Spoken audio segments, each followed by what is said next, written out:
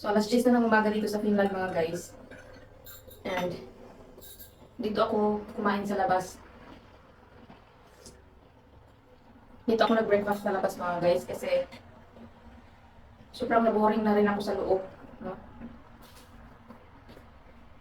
At saka para maarawan naman. Yung ulam ko, sausage, tsaka itlog. So, naboring na talaga ako dun sa loob mga guys. Tapos ako lang mag-isa. Wala akong ibang ginawa. Yung routine ko araw-araw. Nilinis, kain, tulog, cellphone. So, sobrang boring na talaga ako guys. Para akong preso sa loob. So, ganito siguro pag bago ka dito sa ibang bansa. Maninibago ka. Kasi, yung marinig mo lang sasakyan, wala kang marinig na tao na nagsisigawan o nagtatawanan, mga kapitbahay, or nag-uupo ka man dyan lang sa labas, wala kang makita. Kaya, sobrang naninibago ako mga guys. Yung gusto mong lumabas, pero wala kang mapupuntahan. Dyan lang sa labas. Lagi lang ako, ang lagi ko lang napupuntahan yung grocery, bahay. Tapos wala pa dito yung asawa ko. Weekends lang siya umuwi. Ako lang mag-isa. Sobrang boring mga guys.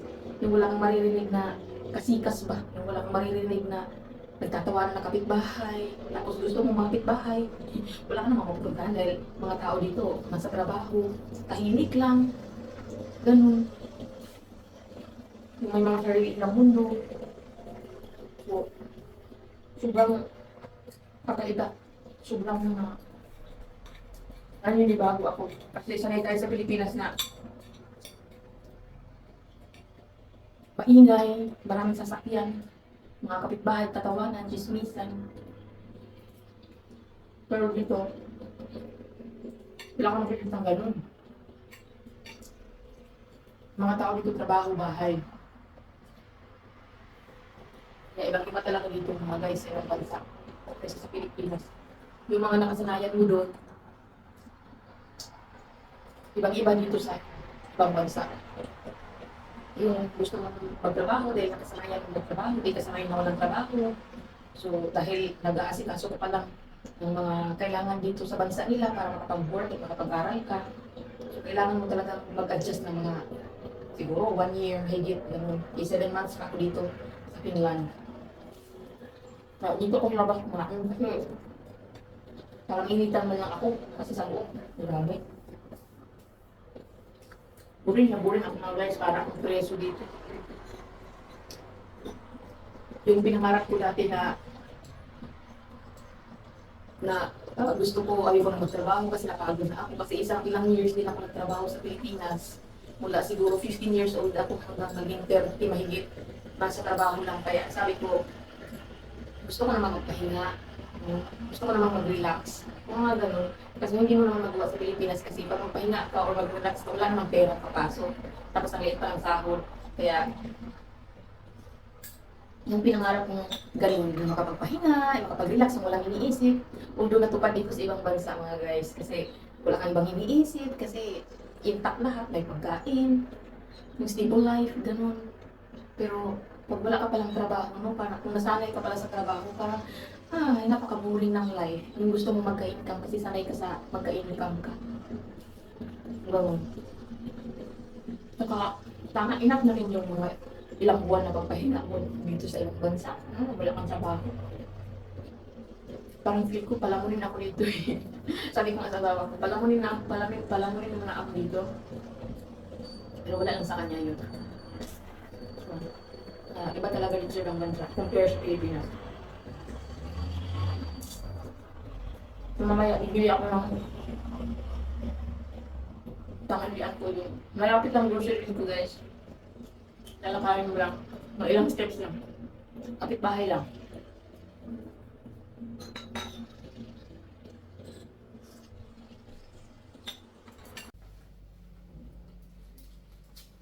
So guys, mag-grocery lang ako.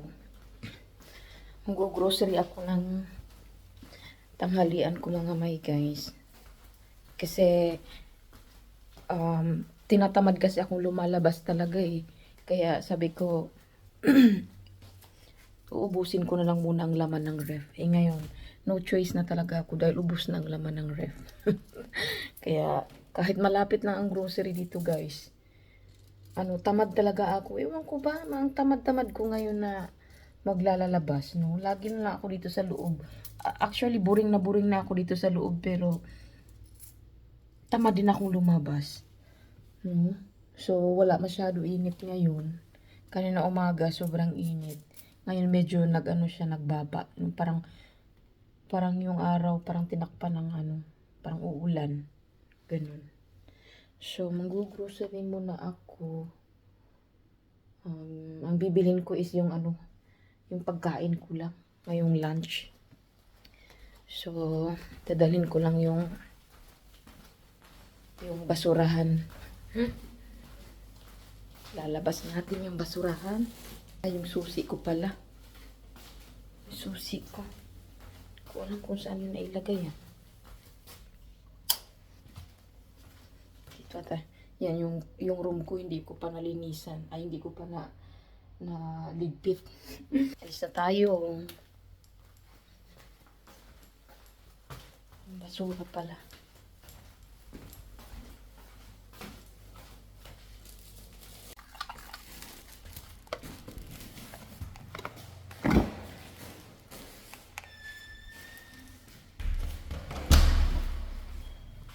So yun guys, alis na ako. Hindi ko basura. So, kailangan dandahan lang ang busis kasi maraming nagre-rent dito eh. Ayaw lang na maingay. Mga tahimik tong mga may guys. Mga Finnish, mga taga-Finland. Hindi sila pala salita.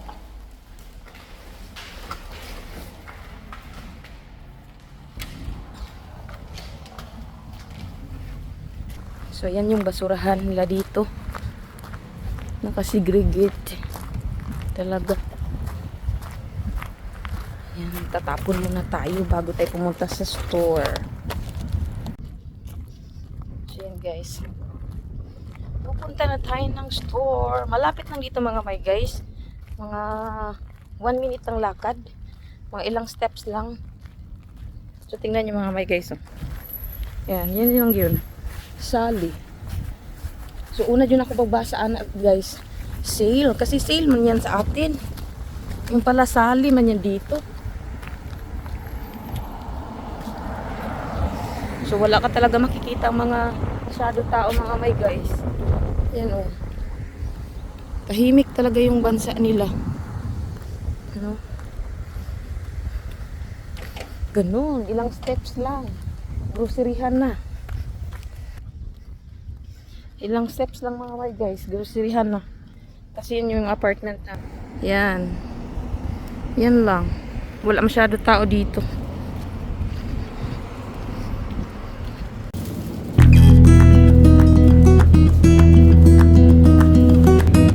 Nuggets lang ang bibilihin ko. Nuggets. Yan.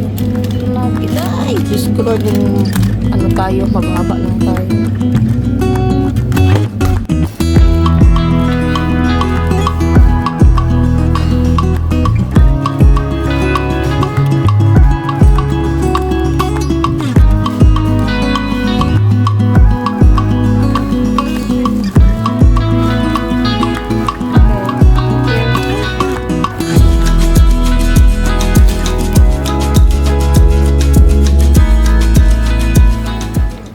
So yun guys, natapos na tayong mag-grocery. Ito lang yung pinang-grocery ko. Wala masyado tao dito guys. Oy, timik yung lugar nila mga may guys. Wala ka makitang naglagaw-lagaw ng mga tao. Kala ko nuggets lang mabibili ko. Nagbili pa ako ng iba pa. Buwan ba nagbuwag akong buhok pa.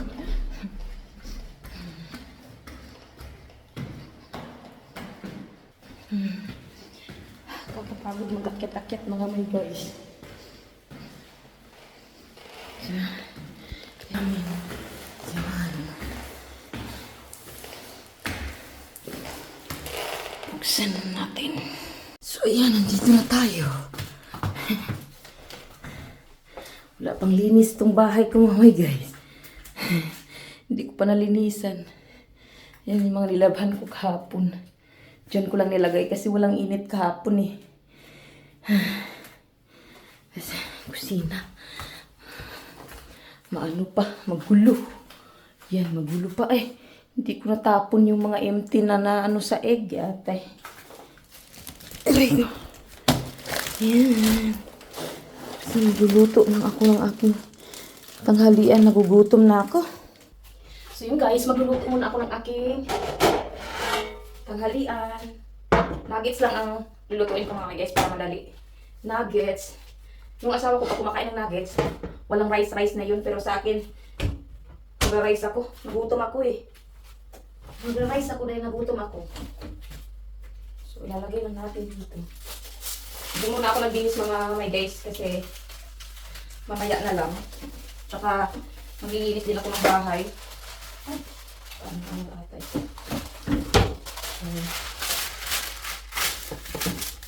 Ganito lang isuot ko, maglilinis ako para hindi masyadong sa labahan. Tamad ako maglaba mga guys. Kahit na hindi ka naman gumamit ng ng kamay sa paglalaba. Ayan, nalagay lang natin dito yung nuggets. So, ang dami nito mga may guys. Hanggang mamayang gabi na to. No? Ang dami nito. Ang sarap ng nuggets nila dito mga may guys. Ang lagi namin kinakain, nuggets at saka cordon bleu. Masarap. Kasi ito, ang dami na. Hanggang mamayang gabi na to. Kasi hindi ko ito mauubos isang kainan lang. Grabe naman kung mauubos ko pa ito. Pero ang lakas ko talagang kumain na mga guys. Lagi akong gutom. Iwan ko, wala naman akong ginagawa dito sa bahay. Lagi ang gutom. Pag nagutom, kain. Kaya tumataba. Iba kasi yung tiyan ko mga may guys pag pag nagugutom tas hindi kakain, parang susuka ako. Yung po, umaangat yung acid ko. Pag walang laman ang tiyan ko. Pero yung iba, nagpa-fasting nga ni eh. Pero sa akin, pag nagutom ako, parang ako nasusuka pag walang laman yung tiyan ko. Excited na akong kumain. At saka isa ito yung sauce, dalawa ang sauce. Pero ang pinaka-paborito ko dito na sauce ito. Ito pangit. So patutunawin lang natin ito dito. Ayan. So, masusunod natin.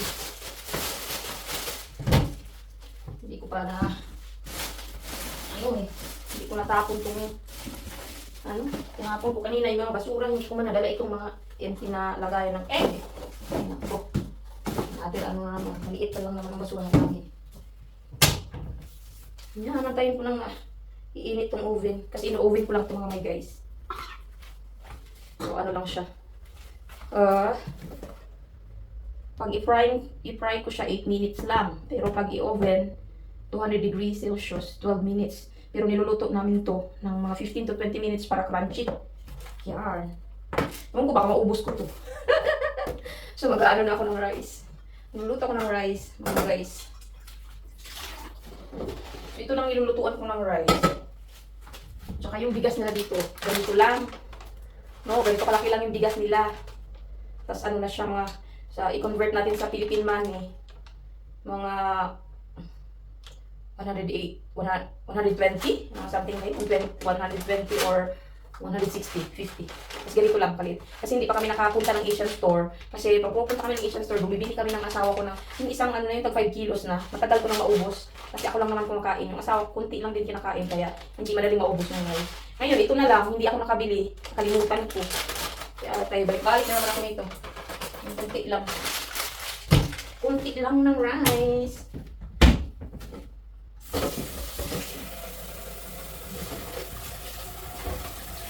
Yan, mainit na. Ay, parang bibitin ako nito mga may guys.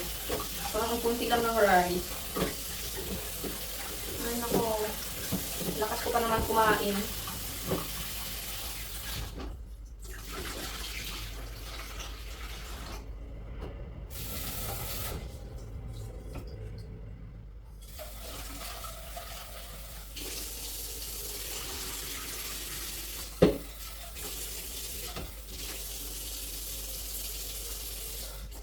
Ako mga guys, bitin talaga ang kain ko nito. Parang hindi pa nga nakaabot ng, ng 1 cup. Yata eh. Pero okay lang. Nakakabusog din naman yung nuggets.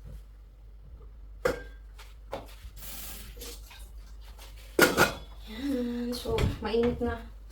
Mainit na siya guys. Lalagay natin. So, lutuin natin siya ng mga 15 to 20 minutes para crunchy.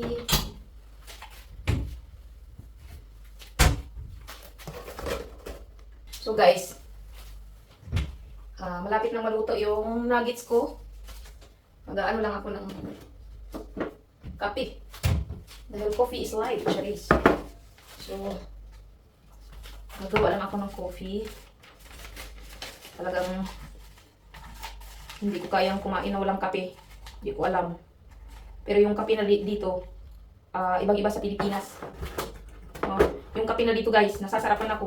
Kasi sa Pilipinas, pag nagkakape ako, pagkatapos ng magkape, kasi yung kape doon kasi ano na eh, yung parang ready na siya.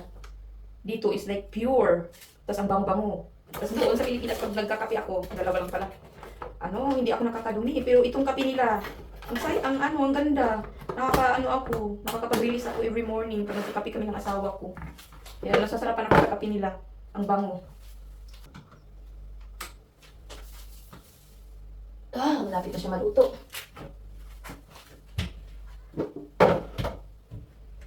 Luto na. Kain na tayo. Ay, shit. It's so hot. So guys. Ay. Luto na siya. Kuha na tayo.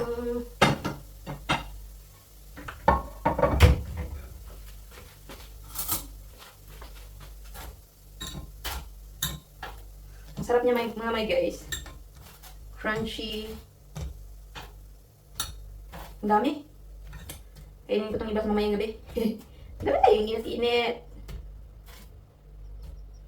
Ang dami mga may guys. Kain tayo. Char.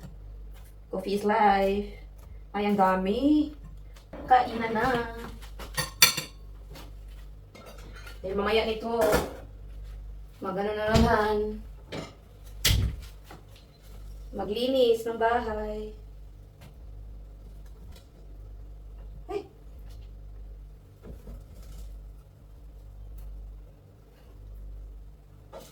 Boring talaga sa life mga may guys. So mag-isa ka lang. Mag-isa kumain, mag-isa matulog. As in, no? So, 4 days kasi yung, 4 days. Every weekend lang kasi yung asawa ko umuwi. Kaya yun na, mag-isa si Inday sa bahay. Mag-isa kumain. Nakakawalang gana pa naman pag walang kasama kumain. So, yan. Inusara tayong kakain. Ang dami ng ulam ko mga guys, oh. Nuggets. Ang sarap ng nuggets na dito mga guys. Crunchy yan.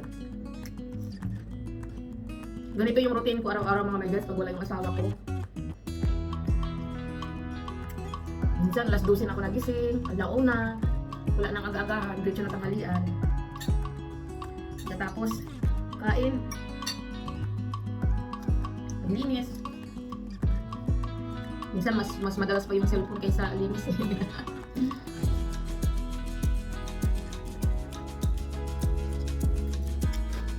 Next week, parang mag-iba na yung routine ko kasi mag-aaral na ako. Yung oras ng klase ko, alas 9:30 hanggang alas 2:30 ng hapon. Siyempre, pag uwi ko ito sa bahay, ako lang din mag-isa. Kasi yung asawa ko, siyempre, nagtrabaho. At least na, iba na yung routine ko. Nagising na ako ng umaga, nakakain na ako ng breakfast. Ang problema ko lang mga may guys, kasi sa first day of school ko, may appointment din ako sa dentist para sa ipin ko. Ngayon, hindi ko alam kung magpapaalam ako sa teacher. Pwede. Kasi alas 2:30 kasi matapos yung klase. Tapos yung appointment ko, ang oras is 1:00. So, mula sa school, nilalakad ko lang yan papunta sa hospital. Kasi malapit lang naman. Hindi mo na kailangan magsakay-sakay pa. So, siguro hindi na ako babalik. And next din na rin ako papasok. siyempre mauubos ng oras. Nauna ang appointment, matatapos, hindi ko alam. Wala kang pagkakali. Wala na, kung hindi ka lang sila. Mas uwian lang mo sa akin.